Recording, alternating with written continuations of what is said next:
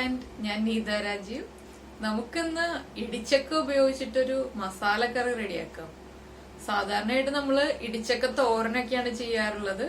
ഇടിച്ചക്ക ഉപയോഗിച്ചിട്ട് ഞാനിങ്ങനെ ആലോചിച്ചപ്പോ ഇടിച്ചക്കയും ഉരുളക്കിഴങ്ങും ചേർത്തിട്ടൊരു മസാലക്കറി ഉണ്ടാക്കിയാല് എങ്ങനെ ഉണ്ടാവും നോക്കി. അപ്പൊ അത് ഉണ്ടാക്കി കഴിച്ചപ്പോ നന്നായിട്ട് ഇഷ്ടപ്പെട്ടു കേട്ടോ. അപ്പൊ അതെല്ലാവർക്കും ഒന്ന് ഷെയർ ചെയ്യാന്ന് വിചാരിച്ചു. ഇത് നമ്മള് ഇടിച്ചക്ക യൂസ് ചെയ്തിട്ട് ഉണ്ടാക്കുക എന്ന് പറയുമ്പോ സാധാരണ നമ്മൾ ചക്ക തോരന് വേണ്ടിയിട്ട് ചക്ക വേവിക്കുമ്പോൾ ചക്കയുടെ വെള്ളം, നമ്മൾ ചക്ക വേവിക്കുന്ന വെള്ളം യൂസ് ചെയ്യാറില്ല. ചക്ക വെള്ളം വറ്റിച്ചെടുക്കുകയാണ് ചെയ്യുന്നത്.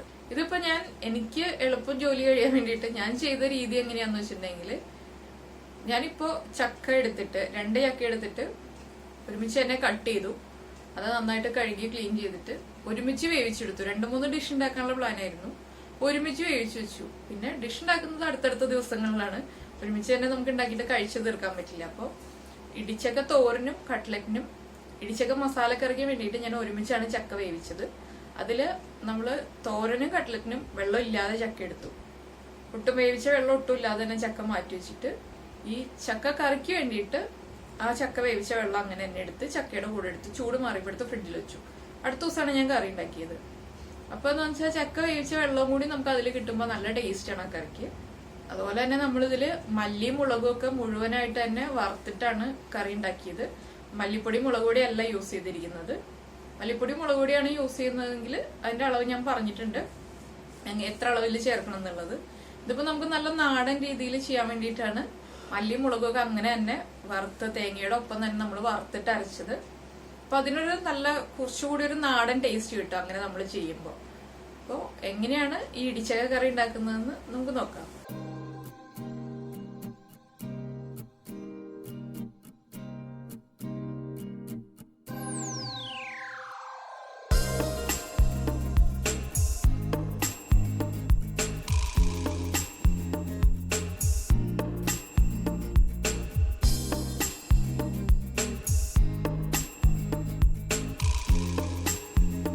നമുക്ക് ഇൻഗ്രീഡിയൻസ് നോക്കാം. നമ്മള് മഞ്ഞൾപ്പൊടി എടുത്തിട്ടുണ്ട്, കുരുമുളക്, കടുക്, ഗ്രാമ്പു, പെരിഞ്ജീരകം, സിനമൺ സ്റ്റിക്ക്, ഏലക്ക, കറിവേപ്പില, തേങ്ങ ചിരവിയത്, മല്ലി, വറ്റൽമുളക്, ചക്ക ചെറിയ പീസായിട്ട് കട്ട് ചെയ്തിട്ട് വേവിച്ചെടുത്തത്, ഉരുളക്കിഴങ്ങ്, വെളിച്ചെണ്ണ, ഉപ്പ്. അപ്പൊ നമ്മള് ചക്ക വേവിച്ച വെള്ളം കൂടി എടുത്തിട്ടുണ്ട്. ചക്കയുടെ പീസ് മാത്രമല്ല, ചക്ക ഉപ്പും മഞ്ഞൾപ്പൊടി ഇട്ട് വേവിച്ചതാണ്. ആ ചക്ക വെന്ത വെള്ളം കൂടി നമ്മൾ ഇതിലേക്ക് എടുക്കുന്നുണ്ട്. ആദ്യം നമുക്ക് ഉരുളക്കിഴങ്ങ് വേവിച്ചെടുക്കാം. അപ്പൊ ഇതാ നമ്മുടെ ചട്ടി നന്നായിട്ട് ചൂടായിട്ടുണ്ട്. നമുക്ക് ഇതിലേക്ക് ചിരവി വെച്ചിരിക്കുന്ന തേങ്ങ ചേർക്കാം. കുറച്ച് കറിവേപ്പില. നമ്മൾ ഇതില് മല്ലിപ്പൊടി മുളക് പൊടി അല്ല ആഡ് ചെയ്യുന്നത്, മുഴുവനായിട്ടുള്ള വറ്റൽമുളകും മല്ലിയാണ് ആഡ് ചെയ്യുന്നത്. അപ്പൊ നമ്മുടെ എരിവ് അനുസരിച്ചിട്ട് നമുക്ക് മുളക് ചേർക്കാം. ഞാനിപ്പോ ഒരു 6 വറ്റൽമുളകാണ് ആഡ് ചെയ്യുന്നത്. ഇത് വറ്റൽമുളകാണ്, കാശ്മീരി ചില്ലി അല്ല. ഒരു 2 ടേബിൾ സ്പൂൺ മല്ലി, 2 ടീസ്പൂൺ കുരുമുളക്. ഇത്രയും ചേർത്തിട്ട് നമുക്ക് നന്നായിട്ട് ഡ്രൈ റോസ്റ്റ് ചെയ്തെടുക്കാം. നമ്മൾ ഉരുളക്കിഴങ്ങ് വേവിക്കാൻ വെച്ചിട്ടുണ്ട്. ഉരുളക്കിഴങ്ങ് വേവുന്ന സമയത്ത് നമുക്കിത് ഡ്രൈ റോസ്റ്റ് ചെയ്തെടുക്കാം.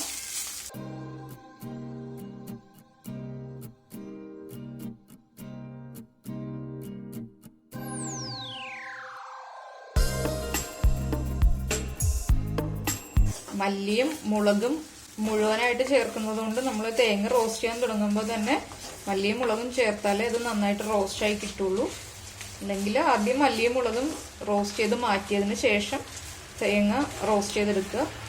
നമ്മളിതിപ്പോൾ നമ്മുടെ മുരിങ്ങയ്ക്ക മസാലക്കറിക്ക് ചെയ്തതുപോലെ തന്നെ വെളിച്ചെണ്ണ ഇല്ലാതെയാണ് തേങ്ങ റോസ്റ്റ് ചെയ്തെടുക്കുന്നത്. നമ്മൾ ഇരുമ്പിന്റെ പാനിൽ റോസ്റ്റ് ചെയ്തെടുക്കുമ്പോൾ ഒട്ടും വെളിച്ചെണ്ണ ചേർക്കേണ്ട ആവശ്യമില്ല.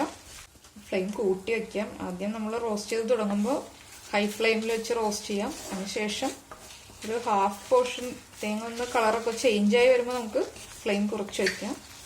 ഇപ്പം നമ്മളൊരു വലിയ മുറി തേങ്ങയാണ് എടുത്തിരിക്കുന്നത്. ഏകദേശം ഒരു 1.5 കപ്പ് തേങ്ങ എടുത്തിട്ടുണ്ട്. കപ്പ് എന്ന് പറയുമ്പോൾ നമ്മുടെ മെഷറിംഗ് കപ്പിനാണ് 1.5 കപ്പ് പറയുന്നത്. 240 ml മെഷറിംഗ് കപ്പാണ് ഞാൻ യൂസ് ചെയ്യുന്നത്. ഇതിപ്പോ തേങ്ങ ചിരവി 2 വലിപ്പത്തിലാണ് തേങ്ങ ചിരവി എടുത്തിട്ടുള്ളത്. ഇവിടെ എന്താണെന്ന് വെച്ചാൽ ഇവിടെ ഗ്രൈൻഡറിലാണ് തേങ്ങ ചിരവി എടുക്കുന്നത്. അപ്പോൾ നമ്മള് ചിരട്ടയോട് അടുത്ത് വരുന്ന ഭാഗം നന്നായിട്ട് ഫൈനായിട്ട് ചിരവി കിട്ടും. തുടക്കത്തിലെ വലിയ പീസായിട്ടാണ് കിടക്കുന്നത്. അപ്പോൾ നമ്മുടെ മിക്സിയുടെ ചെറിയ ജാർ യൂസ് ചെയ്തിട്ട് ഒന്ന് തേങ്ങ ഒന്ന് ക്രഷ് ചെയ്തെടുത്തിട്ട് തേങ്ങ ഫ്രൈ ചെയ്യുകയാണെങ്കിൽ നമുക്ക് എല്ലാ തേങ്ങയും നല്ല ഈവനായിട്ട് കിട്ടും. അപ്പോൾ ഫ്രൈ ചെയ്ത് വേഗം കഴിയുകയും ചെയ്യും. നമ്മുടെ ഉരുളക്കിഴങ്ങ് തിളച്ചുടങ്ങിയിട്ടുണ്ട്. ഞാനൊന്ന് ഇളക്കി കൊടുക്കട്ടെ. അപ്പം ഞാൻ ഫ്ലെയിം കുറച്ചു ലോ ഫ്ലെയിമിലേക്ക് മാറ്റി. അല്ലെങ്കിൽ ഇപ്പോൾ നമ്മുടെ തേങ്ങയുടെ ചെറിയ തരിയൊക്കെ വേഗം റോസ്റ്റ് ആവും. വലിയ പീസ് റോസ്റ്റായി കിട്ടാൻ ടൈം എടുക്കും. ഹൈ ഫ്ലെയിമിൽ വെച്ച് കഴിഞ്ഞാൽ ശരിയാവില്ല. അപ്പോൾ അത് നമ്മുടെ തേങ്ങ നന്നായിട്ട് റോസ്റ്റ് ആയിട്ടുണ്ട്. നമുക്ക് ഫ്ലെയിം ഓഫ് ചെയ്യാം. ഫ്ലെയിം ഓഫ് ചെയ്തതിന് ശേഷം നമുക്കൊരു 5 ഗ്രാമ്പു, ഒരു ചെറിയ പീസ് സിനമൺ സ്റ്റിക്ക്, ഒരു ചെറിയ പീസാണ് യൂസ് ചെയ്യുന്നത്, 2 ഏലക്ക, 1 ടീസ്പൂൺ പെരിഞ്ജീരകം, ഇത്രയും ചേർത്തിട്ട് നമുക്ക് നന്നായിട്ട് മിക്സ് ചെയ്ത് കൊടുക്കാം. ഇപ്പോഴും നമ്മൾ മസാലാസ് ആഡ് ചെയ്യുമ്പോൾ ഫ്ലെയിം ഓഫ് ചെയ്തിട്ട് ചേർക്കുക. പിന്നെ നമ്മുടെ ഈ തേങ്ങയുടെയും ഈ ചട്ടിയുടെയും ചൂടിൽ തന്നെ അത് നന്നായിട്ട് റോസ്റ്റ് ആയി കിട്ടും. ഇനി നമുക്കൊരു 2 മിനിറ്റ് നന്നായിട്ട് ഇളക്കിക്കൊണ്ടിരിക്കാം. തേങ്ങയുടെ ചൂടൊന്ന് കുറയുന്നത് വരെ നമുക്ക് ഇളക്കി കൊടുക്കാം. അപ്പോൾ ഇതാ നമ്മൾ ഡ്രൈ റോസ്റ്റ് ചെയ്തെടുത്ത തേങ്ങയും മുളകും മല്ലിയും എല്ലാം കൂടി ചേർത്തിട്ട് ഞാനിപ്പോൾ മിക്സിയുടെ ജാറിലേക്ക് മാറ്റിയിട്ടുണ്ട്. ഇത് നമുക്ക് നന്നായിട്ട് അരച്ചെടുക്കാം. നമ്മൾ ഡ്രൈ റോസ്റ്റ് ചെയ്തെടുത്ത തേങ്ങയും വറ്റൽമുളകും മല്ലിയും എല്ലാം ചേർത്ത് നന്നായിട്ട് അരച്ചെടുത്തിട്ടുണ്ട്. ഞാനിത് എങ്ങനെയാണ് അരച്ചതെന്ന് വെച്ചിട്ടുണ്ടെങ്കിൽ നമ്മൾ മുഴുവൻ മല്ലിയും വറ്റൽമുളകുമാണ് ഡ്രൈ റോസ്റ്റ് ചെയ്തെടുത്തത്. അതുകൊണ്ട് തന്നെ ആദ്യം വെള്ളം ഒഴിച്ചിട്ട് അരച്ചു കഴിഞ്ഞാൽ നന്നായിട്ട് അറിയില്ല.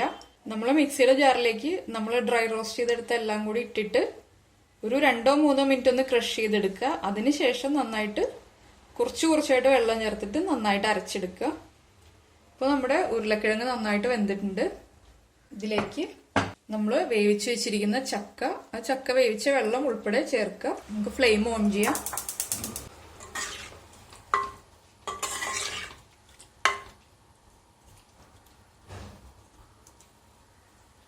ഇതൊന്ന് നന്നായിട്ട് തിളക്കട്ടെ. ഇപ്പോൾ ഇത് നമ്മുടെ ചക്കയും ഉരുളക്കിഴങ്ങും ചേർന്നിട്ട് നന്നായിട്ട് തിളയ്ക്കുന്നുണ്ട്. ഇതിലിപ്പോൾ ഞാൻ ചക്കയിൽ മാത്രമേ ഉപ്പ് ചേർത്തിട്ടുണ്ടായിരുന്നുള്ളൂ. ഉരുളക്കിഴങ്ങ് വേവിച്ചപ്പോൾ ഉപ്പ് ചേർത്തിട്ടില്ല. ഇതിലേക്ക് നമുക്കിനി ആവശ്യത്തിന് ഉപ്പ് ചേർത്ത് കൊടുക്കാം. നമ്മുടെ ഗ്രേവിക്കും എല്ലാം ചേർത്തിട്ടുള്ള ഉപ്പാണ് നമ്മളിപ്പോൾ ആഡ് ചെയ്യേണ്ടത്. ഒന്ന് മിക്സ് ചെയ്ത് കൊടുക്കുക.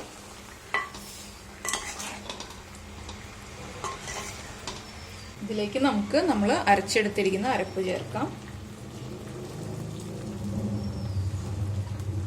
നമുക്ക് ഗ്രേവിക്ക് അനുസരിച്ച് വെള്ളം ചേർത്ത് കൊടുക്കാം.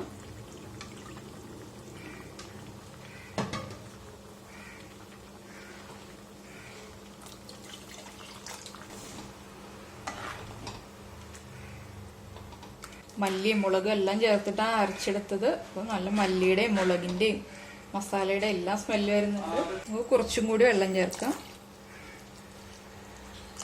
കുറച്ച് കറിവേപ്പില. ഇത് നന്നായിട്ടൊന്ന് തിളച്ച് കുറുകട്ടെ. അപ്പോൾ ഇതാ നമ്മുടെ കറി നന്നായിട്ട് തിളച്ച് വരുന്നുണ്ട്. നന്നായിട്ട് തിളച്ചിട്ട് കുറുകി ഒന്ന് വരണത്. മുഴുവനായിട്ട് മല്ലി ഡ്രൈ റോസ്റ്റ് ചെയ്ത് അരച്ചതുകൊണ്ട് തന്നെ വേഗം കറി കുറുകി കിട്ടും. അപ്പോൾ നമ്മൾ മല്ലിക്കും മുളകിനും പകരം വറ്റൽമുളകിനും മല്ലിക്കും പകരം നമുക്കിപ്പോൾ നമ്മൾ മുളക് പൊടിയും മല്ലിപ്പൊടിയാണ് ആഡ് ചെയ്യുന്നതെങ്കിൽ നമുക്കൊരു 2 ടേബിൾ സ്പൂൺ മല്ലിപ്പൊടിയും 1.5 ടേബിൾ സ്പൂൺ മുളക് പൊടിയും ചേർക്കാം. അത് നമ്മുടെ എരിവനുസരിച്ചിട്ട് പിന്നെ നമുക്ക് വ്യത്യാസം വരുത്താം. അപ്പം ഞാനിതിൻ്റെ ഉപ്പൊക്കെ ഒന്ന് ചെക്ക് ചെയ്യട്ടെ. ഉപ്പും എരിവും എല്ലാം നല്ല കറക്റ്റ് ആയിട്ടുണ്ട്. പിന്നെ നമ്മളിപ്പോൾ ഉരുളക്കിഴങ്ങ് യൂസ് ചെയ്യുമ്പോൾ ചില ആളുകൾ വെളുത്തുള്ളി ചേർക്കണം എന്ന് നിർബന്ധം ഉണ്ടാവും ചില ആളുകൾക്ക്. ഞാനിതിലിപ്പം വെളുത്തുള്ളി ഒന്നും ചേർക്കുന്നില്ല. അപ്പം നമുക്ക് വെളുത്തുള്ളി ചേർക്കണം എന്നുണ്ടെങ്കിൽ ചെറുതായിട്ട് കട്ട് ചെയ്തിട്ട് ഉരുളക്കിഴങ്ങ് വേവിക്കുമ്പോൾ അതിൻ്റെ കൂടെ ചേർത്തിട്ട് വേവിക്കാം. ഇല്ലെങ്കിൽ നമ്മൾ തേങ്ങയൊക്കെ ഡ്രൈ റോസ്റ്റ് ചെയ്തെടുക്കുമ്പോൾ അതിലേക്കൊരു 4-5 അല്ലി വെളുത്തുള്ളി ചെറുതായിട്ട് മുറിച്ച് ഡ്രൈ റോസ്റ്റ് ചെയ്തിട്ട് നമുക്ക് അരച്ച് യൂസ് ചെയ്യാം. ഇതിലിപ്പോൾ നമ്മൾ ഇഞ്ചിയോ വെളുത്തുള്ളിയോ ഒന്നും ചേർക്കാതെയാണ് ഈ കറി റെഡിയാക്കുന്നത്.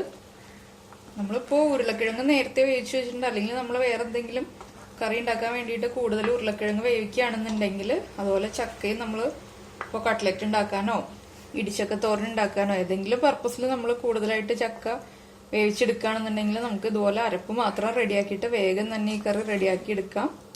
അപ്പോൾ നമ്മൾ പ്ലാൻ ചെയ്യുമ്പോൾ ഇപ്പോൾ 2-3 കാര്യങ്ങൾ ഒരുമിച്ച് പ്ലാൻ ചെയ്യുക. അപ്പോൾ കൂടുതലായിട്ട് ഉരുളക്കിഴങ്ങൊക്കെ വേവിച്ച് വെക്കുകയാണെങ്കിൽ നമുക്കിപ്പോൾ ഉരുളക്കിഴങ്ങ് മെഴുക്കുവരട്ടി ഉണ്ടാക്കാം. അതുപോലെ തന്നെ നമുക്കിപ്പോൾ കട്ട്ലറ്റ് ഉണ്ടാക്കാനോ എന്തിനാണെങ്കിലും ഉരുളക്കിഴങ്ങ് വേവിക്കാം. അപ്പോൾ അതുപോലെ കൂടുതൽ വേവിച്ചിട്ട് 2-3 കാര്യങ്ങളിലേക്ക് നമ്മൾ യൂസ് ചെയ്യുക. അപ്പോൾ ഇതാ നമ്മുടെ കറി നന്നായിട്ട് തിളച്ച് കുറുകിയിട്ടുണ്ട്. ഏകദേശം ഈ ഒരു കൺസിസ്റ്റൻസിയാണ് ഞാനിവിടെ ഉദ്ദേശിക്കുന്നത്.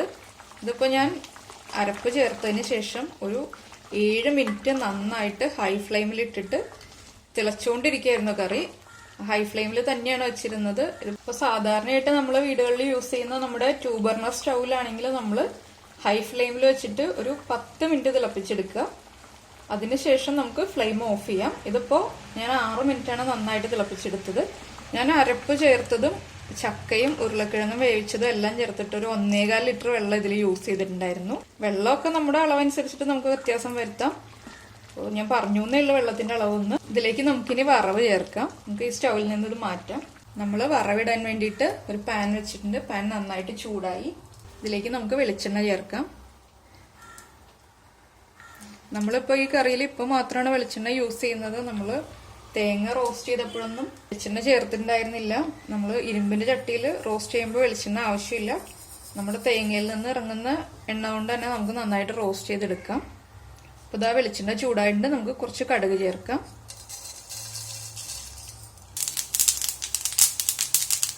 നമ്മുടെ കടുക് നന്നായിട്ട് പൊട്ടി വന്നിട്ടുണ്ട്. നമുക്ക് ഇതിലേക്ക് കറിവേപ്പില ചേർക്കാം.